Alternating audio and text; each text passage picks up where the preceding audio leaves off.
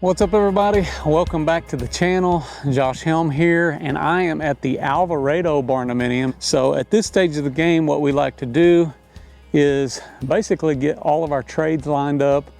So we're bringing in and roughing in HVAC, electrical, plumbing, all these kind of things so that we can proceed with insulation and move on to drywall. So, you know, at this juncture, you're seeing most all the framing is done. So I want to get into this build and talk about some of the framing techniques that we use for a hybrid barndominium. I hope you enjoy this video. Let's get it going. Okay, as you can see, we got the shop space. We just got windows installed today. The roof of the main house is done. We got a little bit more roofing to do here for the porch space. So moving through the entryway. Couple things right off you can see about the layout. We got windows on both sides of the door. This is kind of a coat closet here. This will be living room space. They got space for dining. You got a bedroom over here, bedroom over there, bathroom there. You can see the windows. Kitchen is going over here in this vicinity. This leads back to the master suite, which is here. Very nice size room. And the closet space with the attic access. And the bathroom here with the walk-in shower, toilet area. This is the pantry, very large pantry. Here's your secondary bathroom. I guess we're 2.5 bathroom. Said that wrong. And laundry. So this also leads off the back porch. We've had a lot of rain over here this week, so there's some standing water back there. You can see we got these porches framed, and I'll give you a couple little insight here. One of the things we've always done is we've set our posts a little bit in. Whether our clients are doing stone or not, this just gives an option that if they decided to add stone later, there's still enough room to wrap that. So that's something that we've always done. And then we also have an overhang. So this roof line goes a foot past the concrete itself. So that's another thing that is kind of a standard for what we normally would do. And the shop space here. It's probably like 35 feet deep or so and 18 foot wide, giving you a lot of space as well. In times past, we didn't used to use zip on this area.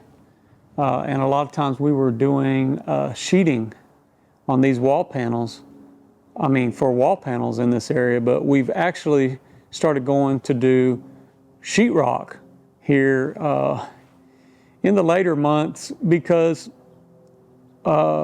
we feel like it adds a little bit more R value, and it's something that's easier to coordinate at the time of construction.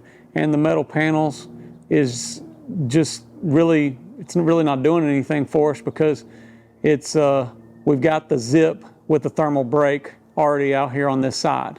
So as long as we have our thermal break, we could do anything we wanted to do on this side. And we found that a lot of our customers preferred to not have all of the ribs and stuff out here on this area. That way, if they wanted to put organizational shelves and things like that, we've already got the sheathing there so they can attach directly to that.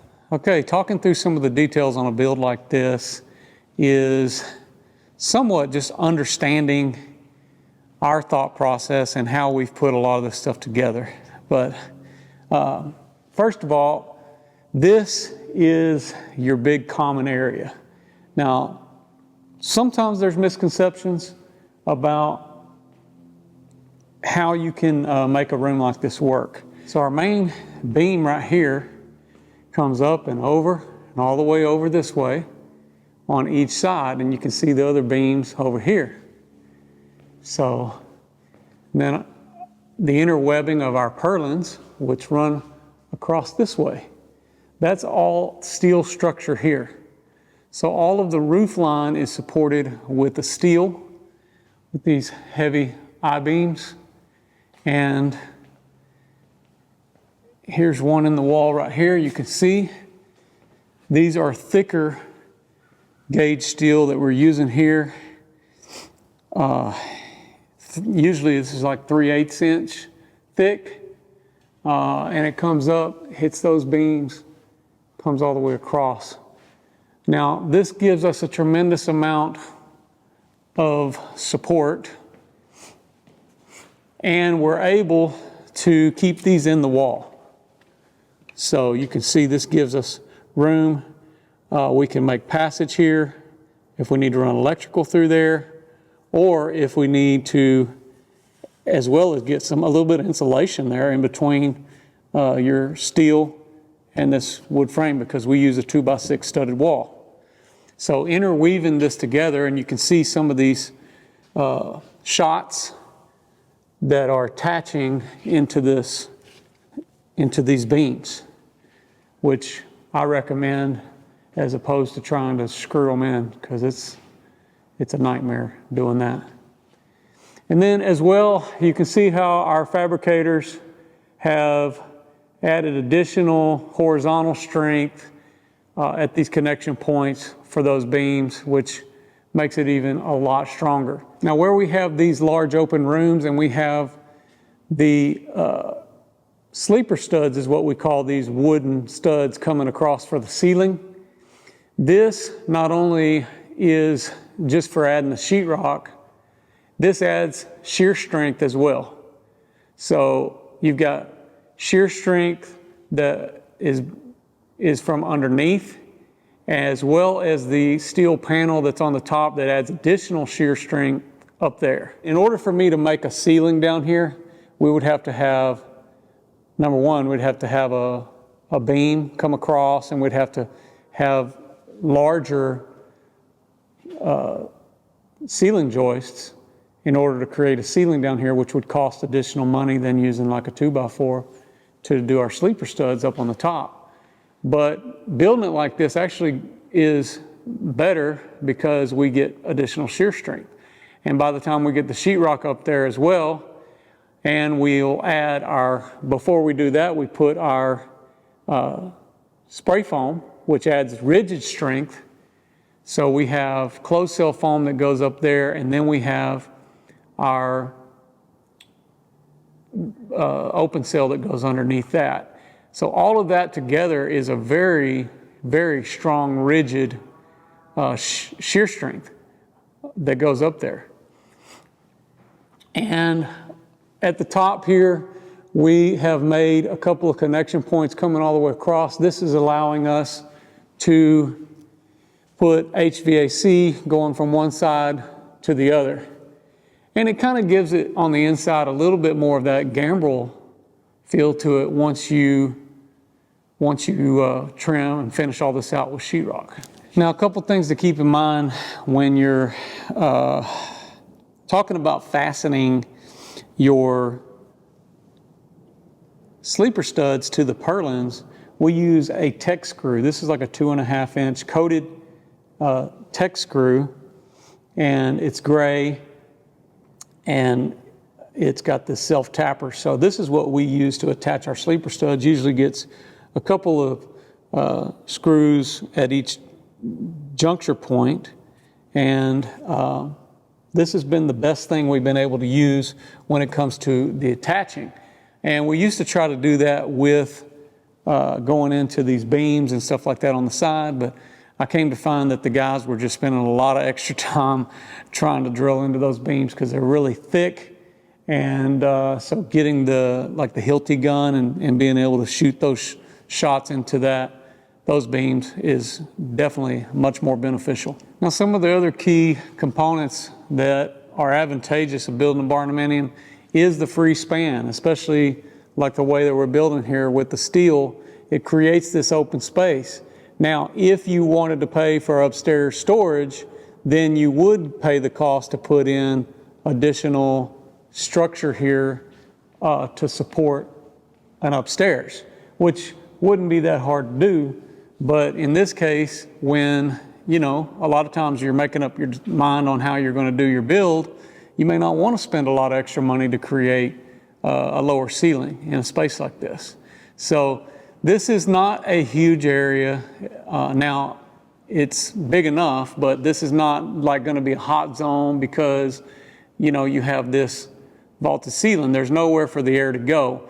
Because of our insulation, it's not escaping anywhere. It's going to stay where, you know, all the heated and cooled air is going to stay where it goes. So it's not getting out. And that's the main thing that tends to be a little bit of a misunderstanding. All right, one other thing I'll talk to you about when it comes to framing and selection styles like roofing, because I've had a lot of people say, hey, why don't you use standing seam metal roofs? Those are much better instead of having exposed fasteners. So let me just give you a little bit of our thought process on that. So the makeup of this panel, like I talked about before, gives you all of this shear strength because we have screw fasteners every, you know, these are spaced like every 4 to 5 foot, these purlins. So in order to do a standing seam roof, you would have to put purlins closer together, and then you'd have to have decking that goes on top of that, and then you'd have to put your standing seam on top of that. So at the end of the day, what that means is money. So this is, again, this is not the only way that you can build this structure, but this has become the most economical, you know, friendly option. So the biggest concern in putting a standing seam roof is you have to have a deck board under it to be able to fasten to, and it's not, that roof has to be able to flex because a standing seam, actually from the top to the bottom, that panel actually moves a little bit with the heating and expanding. I mean the expansion from the heating and cooling. So you only can really attach your roof because it just sits on these clips. So those clips hold it in place, but it doesn't provide any shear strength. So these panels that we use here actually are working in several folds because we have shear strength, we have roof protection, and we're adding rigid strength to it by being able to spray foam underneath it. So you can't spray foam directly to the standing seam, so you're going to have the deck board. Also, you wouldn't be able to necessarily attach the standing seam roof, you know, without having the clips, and then you wouldn't be able to spray foam under it. So it's just not as practical to use the standing seam as it is to use the PBR panel roof style that we're doing. And we're gaining a lot of shear strength as well, doing it this way. So you're getting the free span abilities without having to put all that wood up there on the roof. And, you know, now it would give you a flexibility to put the extra purlins in between and to have the decking to where if you needed to change your roof or something like that. But this is something that does get raised. It's the one thing that, you know, somebody can say, well, you won't be able to change your roof because you got the spray foam. And here's what I say is what I would do in this case if I had hail damage of some sort, or, you know, my first option for me would be to overlay that panel with another line of panel. So that's what I would do, is go over top of that roof before I would pull the other one off. But again, there's other options and there's other ways you could go about it. But that would probably be the first thing I would do, is to go over top of the existing roof so I don't have to interfere with some of my insulation and stuff like that. Now, worst case, you could just pull them off and, you know, and remove sheetrock on the inside if in an area like this where you had to, and you could, you know, redo it. All right, guys. Well, that pretty much concludes this little update for the Alvarado Barndominium. And I hope you've enjoyed this video. It's really windy today, so we'll be back showing you guys some more updates as we make more progress. So next we got to get the trades in here, do HVAC, plumbing, electrical, all that kind of stuff. And we look forward to, you know, getting this one moved on down the road. So like I said, hope you've enjoyed this video. I'm Josh Helm, wishing you all the best. Thanks for watching. Texas Best.